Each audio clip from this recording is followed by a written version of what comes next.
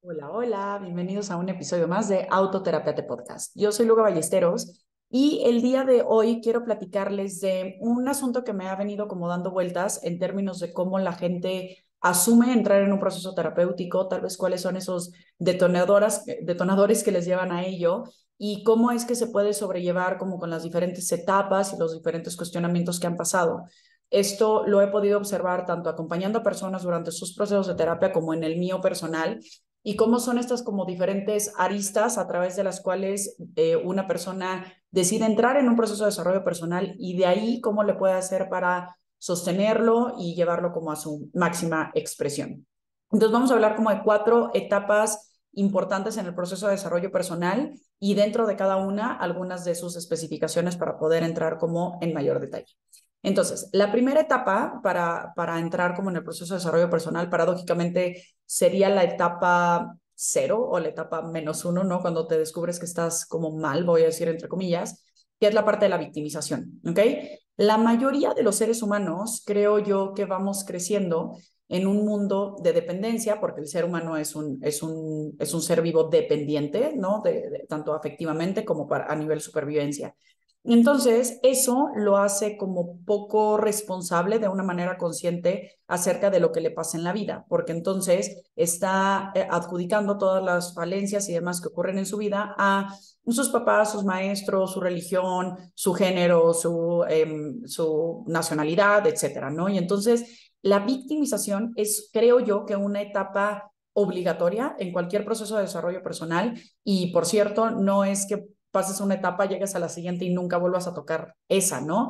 De pronto nos volvemos a ver en la cara de la victimización y se vuelve un proceso bien complicado, porque cuando estás en la victimización puedes estar desde dos flancos y esto es bien importante entenderlo. El siguiente episodio voy a hablar de codependencia y vamos a poder profundizar en el tema de victimización como tal y otros 3 roles. Pero hoy vamos a hablar en la victimización de la víctima pasiva y la víctima agresiva, ¿ok?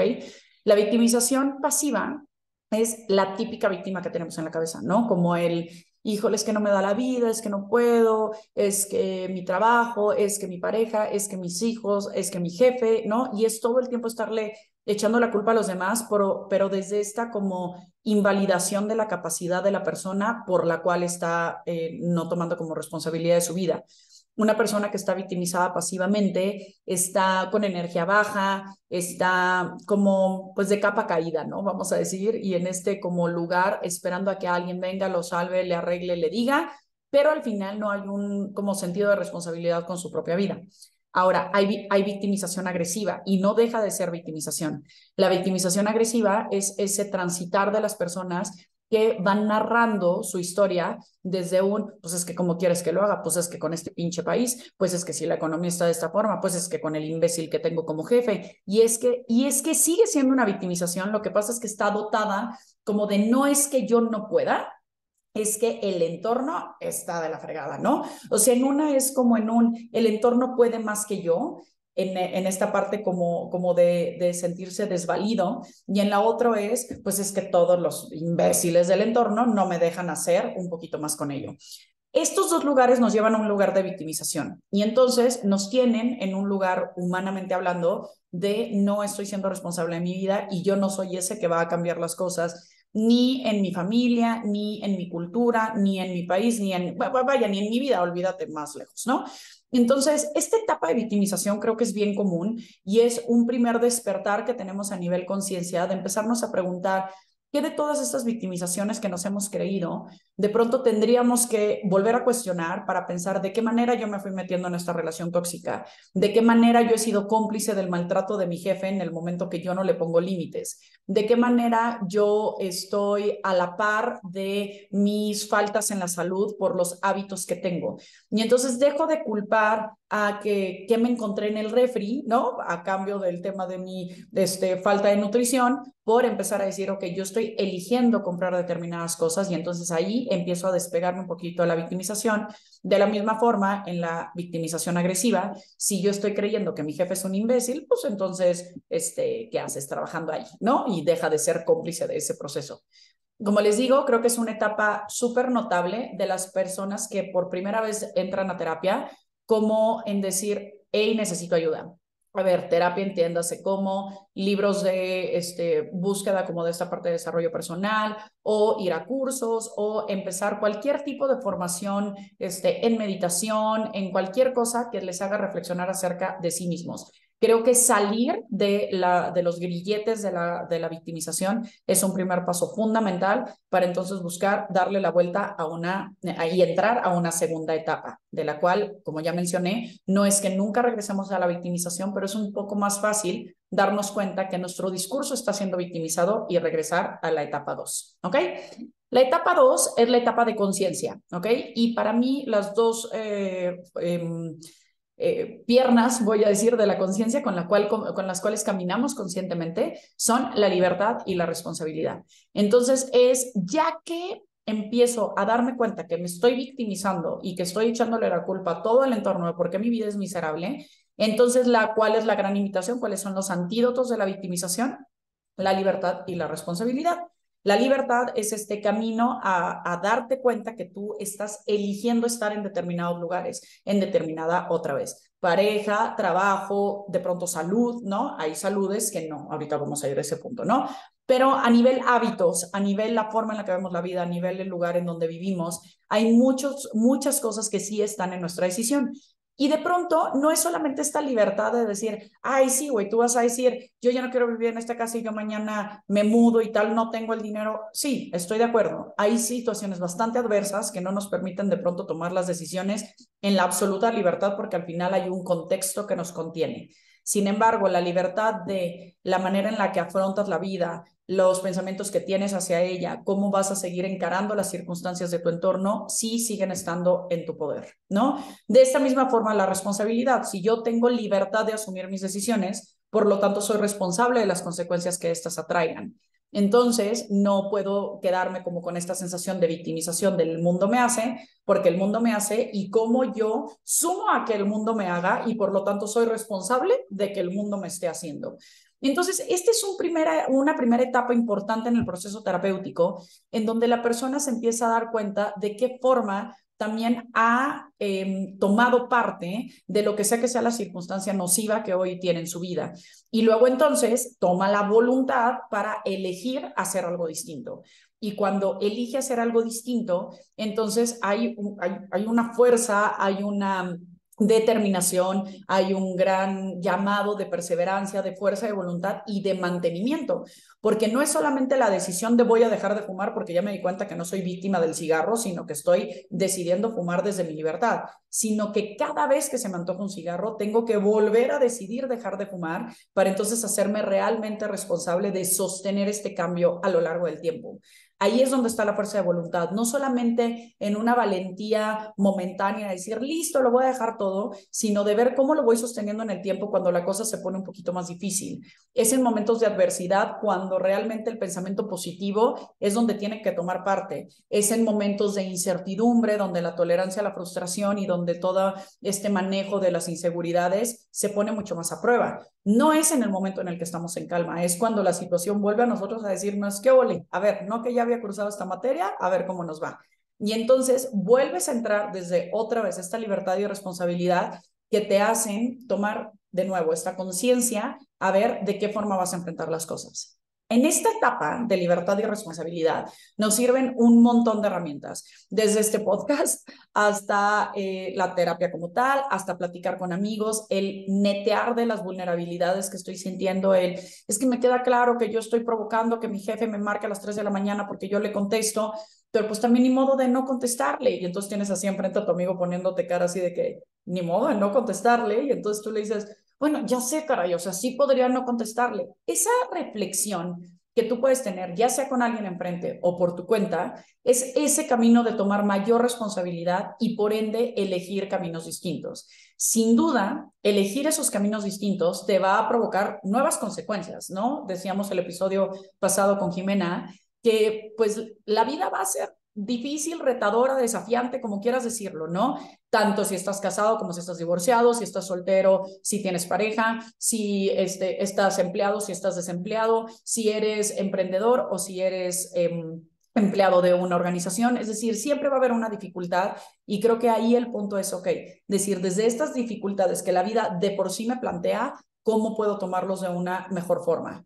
Aquí, como les decía hace un momento, nos sirven muchísimo, por ejemplo, fórmulas de comunicación efectiva, los libros que nos ayudan a acompañarnos para relaciones tóxicas o para negociación o para liderazgo y todas estas cosas que se vuelven herramientas para traer en la conciencia de no pensar, pues es que mi equipo de trabajo son una bola de babosos, sino de qué manera yo al liderar a mi equipo estoy fomentando esa babosidad, ¿verdad? Básicamente. Entonces empiezo a agarrar herramientas de, otra vez, liderazgo, comunicación, influencia, negociación y demás, que me ayudan a hacerme un poco más responsable y un poco más libre en mis elecciones de fomentar el contexto que me rodea. ¿Ok? Entonces vamos. Etapa 1, victimización, para que de la victimización surja el, oh, creo que podría hacer algo distinto con mi vida, para llegar a la etapa 2, que es libertad y responsabilidad. ¿Ok? Ahora, vamos a una tercera etapa que es interesantísima y para mí ha sido verdaderamente expansiva. La tercera etapa tiene que ver con ya incrementar el nivel de conciencia, no solamente desde la conciencia personal, sino desde una conciencia expandida que trasciende lo que solamente me impacta directamente. Y entonces, si me ayudan a imaginarlo, los que no me estén viendo en YouTube, los que escuchan en Spotify, si estuviéramos imaginando un diagrama de Venn. ¿Qué es un diagrama de Venn? Estos dos circulitos que en el momento que se juntan estamos hablando de las diferencias y de las similitudes que existen entre dos grupos, ¿no? Ejemplo, si yo pongo los seres humanos, ¿no? Y entonces pongo de un lado, en una bola, están las mujeres, ¿no? Y en otro lado, me voy a ver muy simple, ¿eh? Y en otro lado están los hombres, ¿no? En estos dos grupos hay cosas que ambas partes están compartiendo. Y entonces ese es el fragmento del medio. Mientras que las diferencias entre unos y otros van a estar solo de un lado del círculo o solo del otro lado del círculo. Teniendo esta idea gráfica, que espero que haya sido clara, así lo podemos pensar como la parte de lo que son mis intereses en un círculo y luego en el otro círculo podemos pensar en los intereses del entorno o el contexto que me rodea, que varía desde mi pareja, hijos, amigos, esas personas que son profundamente cercanas, hasta asuntos bastante más lejanos, entre comillas, como tu cultura, tu medio ambiente, tu sociedad, la situación política de tu país, etcétera, ¿no? ¿Por qué digo lejanas entre comillas? Porque pareciera algo que cero está en nuestras manos y sin embargo una persona de carne y hueso que es activista está velando por esos intereses y por ende cambiando todo ese contexto que se vuelve de una manera global. ¿Por qué digo que es lejano? Porque las implicaciones o los logros que se puedan tener en ese contexto un tanto más grande van a tardar más tiempo. Llámese conciencia para la comunidad LGBT, llámese conciencia en torno al respeto a la mujer, equidad de género, en torno al tema del medio ambiente. Es decir, sí se empieza con recolectar agua en una cubeta en tu regadera, pero al final el impacto que esto va a tener globalmente pues parece mínimo, pero si no empezamos ese mínimo, no existe tal. Entonces, es importante identificar esta paradoja del esfuerzo acerca de los asuntos que son realmente grandes en nuestro mundo, en nuestro contexto, que de pronto son esfuerzos que parecieran mínimos o casi imperceptibles, pero que al final tienen una repercusión en este entorno global o panorámicamente hablando. ¿Ok? Entonces, si tenemos el círculo de lo individual, de la conciencia que es mía, de mis intereses, de lo que a mí directamente me afecta o no me afecta, y luego tenemos el otro círculo de los intereses del entorno, estamos accediendo a una mayor conciencia expansiva o a una mayor salud psicológica en el momento que estos intereses se empiezan a juntar más. Es decir, mientras más alejado yo conciba lo que a mí me interesa de lo que le caería mejor al mundo, entonces tengo menor conciencia expandida, tengo menor salud psicológica. Es decir, ¿yo para qué voy a ahorrar agua? ¿A mí qué? ¿No? O sea, pues, si yo tengo agua, en mi colonia llega agua, a mí me vale mal, ¿no? O yo para qué voy a donar en tal asociación altruista. Si yo no conozco a nadie que tenga niño con síndrome de Down, entonces yo ahí no dono porque a mí no me pega, ¿no? Entonces, en el momento que estos dos intereses se alejan, hay menor conciencia expandida, hay menor salud psicológica y entonces a lo que se apunta eventualmente en el proceso terapéutico de establecer una conciencia de libertad y responsabilidad es justo a través de la responsabilidad lograr un sentido de otredad, que ya hablamos en un episodio anterior, si quieres ir a revisar, ¿ok? Este sentido de otredad es comprender cómo esto que es tuyo invariablemente impacta en lo otro. Entonces se van juntando estos dos círculos o se van haciendo de la parte de similitudes y no de diferencias en el momento que yo vuelvo un interés personal donar a asociaciones altruistas, en donde yo vuelvo un interés personal ahorrar agua o vuelvo un interés personal dar el paso en la calle al peatón. Porque en el momento que yo lo vuelvo un interés personal, entonces ya no es un mandato social, moral que me dice esto está bien o esto está mal. Es un interés mío sentirme parte del contexto del cual formó parte, ¿no? Entonces se vuelve súper importante otra vez esta paradoja, así como estamos en la paradoja de una cubeta de agua no va a ser la diferencia globalmente, pero si cada persona ahorra una cubeta de agua, sí la hace, entonces ahí está esa paradoja. Es esta misma paradoja de pensar, el interés personal se vuelve un interés común en el momento que expando mi conciencia expansiva, en el momento que genero un mayor nivel de pensamiento colectivo que me ayuda a pensar que yo ahorre agua, además de que le ayuda al medio ambiente, me termina por ayudar de vuelta a mí, que utilizo el medio ambiente para sobrevivir, ¿no?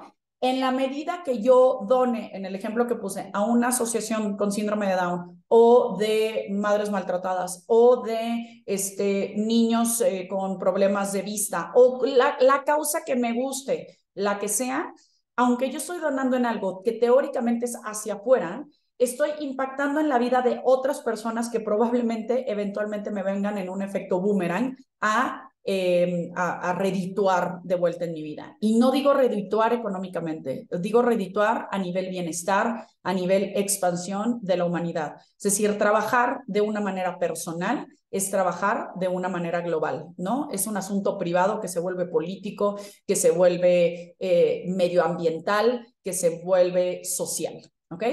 Entonces, esa es la tercera etapa. Etapa 1, victimización. Etapa 2, conciencia, libertad y responsabilidad. Etapa 3, conciencia expandida, cuando mis intereses personales se vuelven también los intereses sociales y viceversa. ¿Ok? Y por último, y cuarta situación, que me parece aquí bien importante señalarla, porque es algo que ha sido un descubrimiento bastante frontal mío en mis últimos años profesionales, son los asuntos, y voy a poner entre comillas la siguiente frase, que están fuera de nuestro alcance, ¿ok? Los asuntos que están fuera de nuestro alcance son todos esos temas que exceden nuestra voluntad, que es, vientos, lugar, ya, me di cuenta que estaba yo en victimización, con conciencia busqué terapia, busqué ayuda, busqué un grupo, busqué amigos, lo que sea, para incrementar estos niveles de libertad y responsabilidad y entonces volverme un poquito más capaz de enfrentar esos asuntos. Luego entonces me puse a ayudar por todos lados y me puse a mejorar mi calidad de vida para apoyar a otras personas y demás, pero hay algo que me sigue arrastrando. Hay algo que me sigue arrastrando en donde mi voluntad no es suficiente, en donde mis echarle ganas ya no valen, en donde ya me veo excedido de lo que está realmente dentro de mi margen de acción. Y solo pongo este paréntesis y una nota al pie en rojo. Yo no soy experta en los siguientes puntos que voy a hablar, pero sí los noto como profesional de la salud y es una invitación a que si se están percibiendo desde esa forma, ojo, con los primeros 3 asuntos revisados, o sea, no es de la nada, sino con los primeros 3 asuntos revisados y sigo sin alcanzar ciertos asuntos que ya exceden mi voluntad, entonces te invitaría a valorarte en los siguientes 4 aspectos. El primer aspecto es un asunto de psicofármacos, ¿ok? Repito, yo no soy psiquiatra, invitaré pronto a algún psiquiatra, alguna psiquiatra que nos pueda ayudar a entender esto, pero hay un asunto que es bien clave, equipo. Si yo no tengo los insumos, la materia prima para estar en un nivel de piso, para de ahí empezar a construir, entonces no tengo manera de construir y esto se habla orgánicamente. Déjenme dar un par de ejemplos bastante simples. Ejemplo 1. Si yo estoy en casa de alguien y le pido que me dé por favor unas quesadillas porque tengo hambre, pues esa persona tendría que ir a su refri y encontrar tortillas y queso así básico. Ya déjate tú de salsa y de jamón. Una quesadilla con queso y tortilla. Es todo. Si esa persona no tiene queso y tortilla, por más que yo le digo, échale ganas, porfa, ve, ándale, dámela, tal, pero no le estoy dejando salir de su casa para ir a comprar queso y tortillas. Entonces no me va a poder hacer una quesadilla por más ganas que le eche. Me podrá hacer un sándwich, me podrá no hacer nada, me podrá invitar a un vaso con agua, me podrá invitar a que salga de su casa, pero no hay materia prima para lograrlo. Esto sucede de la misma forma, si pongo el segundo ejemplo, cuando quiero alcanzar algo. Imagínate, por favor, que estás sentado y que quieres alcanzar algo que esté en una repisa. Y en la etapa 1, cuando estamos en victimización, es como de yo quisiera agarrar eso, pero no puedo, pero no me da la vida, ¿no? Ok. Llegar a terapia es como estirar la mano y tratar de alcanzar eso que está en la repisa. Es como, ok, voy a usar un poco más de mi voluntad, un poco más de mi fuerza y de mi energía para tratar de alcanzar. ¿Ok? Si ahí lo alcanzo, entonces, ok, voy a tener que generar un esfuerzo para estarme estirando y alcanzarlo o para regresarlo a su lugar o lo que sea, pero todo esto está en mi margen de acción de lo que miden mis brazos en el ejemplo físico. Ahora, si yo quiero alcanzar algo que excede mi estatura, que excede mi estatura de puntitas, que excede mi estatura estirando los dos brazos, entonces, ¿cuál sería el camino más simple que pudiéramos pensar para esta persona que quiere alcanzar algo y su cuerpo no le alcanza? Trépate un banco. ¿Sí? De pronto, ese banco es un psicofármaco. De pronto, ese banco es un antidepresivo, es un ansiolítico, es un antipsicótico incluso, y todos esos tipos de medicamentos, hay expertos de la salud que los manejan y que entonces te pueden dar ese banquito, pero ojo, ya que te trepaste al banquito, ya que te puso en el mínimo indispensable para tener la materia prima, ahora requieres otra vez de tu voluntad, de tu libertad y de tu responsabilidad para alcanzar eso que estás buscando. En los dos ejemplos, tanto en quesadillas como en banquito, si tú ya te subiste al banquito y ya quieres alcanzarlo, de cualquier manera vas a tener que estirar el brazo para alcanzarlo. Es decir, el banquito no te va a llevar justo exacto a la altura en donde no tengas que hacer ningún esfuerzo por alcanzar ese artículo que estás queriendo tomar.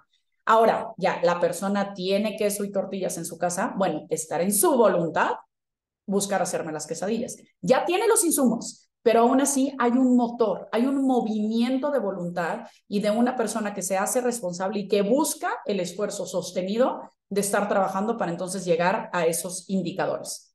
Atención con esto. Estoy leyendo un libro de Timothy Sharp que se llama 10 caminos hacia la felicidad. Está en inglés, 100 Ways to Happiness. Perdón, 100, no 10. Y ahí nos explica, entre un montón de cosas, una idea que me pareció súper interesante. Y es que la mayoría de la gente está buscando de pronto solo no tener problemas, pero no acceder a mayores niveles de felicidad. Y esto me hace muchísimo eco con lo que algunas personas piensan acerca de los psicofármacos, ya sea los que le tienen total repulsión porque piensan que se volverían dependientes y todo saldría mal y tal, que si estás con un profesional de la salud verdaderamente ético no funciona así. Hay todo un camino y un transitario y un proceso terapéutico paralelo, porque en uno se te está ayudando allá a treparte al banquito, pero en el otro es estar haciendo el esfuerzo continuo de alcanzar esos asuntos. Luego entonces, si nos imaginamos una línea, y nos imaginamos que debajo de esa línea están desde el -1 al -10 y arriba de esa línea están del 1 al 10. Lo que está debajo es el malestar, la ansiedad, la angustia, este estado de no crecimiento, de tristeza y demás. Y en la parte de arriba está la felicidad, la plenitud, el gozo, el logro, etcétera. Muchas personas en su gestión diaria de rutinas y demás, están accediendo al mínimo indispensable de simplemente no estar en números negativos y llegar al 0 para nadar de muertito, para llevársela pianito y para que no haya más. Ahora, incrementar niveles de felicidad en la vida, y entonces puedes ir al episodio antepasado en donde hablamos de felicidad desde ese concepto de felicidad, no de alegría. Cuando buscamos niveles de felicidad, ¿qué necesitamos? Un esfuerzo. La vida no es feliz simplemente porque es feliz. Es decir, el ser humano tiene un pensamiento catastrófico súper a la mano.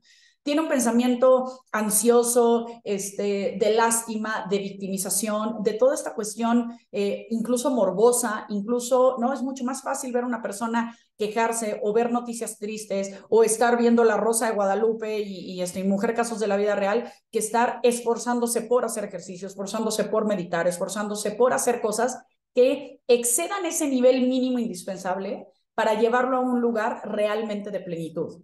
Entonces, tomar psicofármacos es de alguna manera bien regulados, llegar a ese nivel base 0 para decirte, ok, ya tu asunto orgánico, de lo que sea que te falte bioquímicamente hablando, en el cerebro, en el cuerpo, etcétera, ya está saciado. De aquí en adelante es tu voluntad. No es que ya con esto ya vas a ser feliz y tómate tu ansiolítico y la vida va a cambiar. No, no, no, no, no, no. Hay un esfuerzo continuo y constante a través de ello. Entonces, mi mejor sugerencia es vayan con un profesional de la salud que les dé esa confianza, que les sea recomendado y demás, para que a partir de ahí les expliquen cuáles son las implicaciones de este psicofármaco y cómo lo tienen que acompañar de una manera responsable con su propia gestión y no pensando, como de pronto nos hemos creído, déjenme decir tontamente, que hay varitas mágicas que nos van a resolver la vida. ¿Ok? Ese es uno de los asuntos fuera de nuestro alcance. ¿Por qué?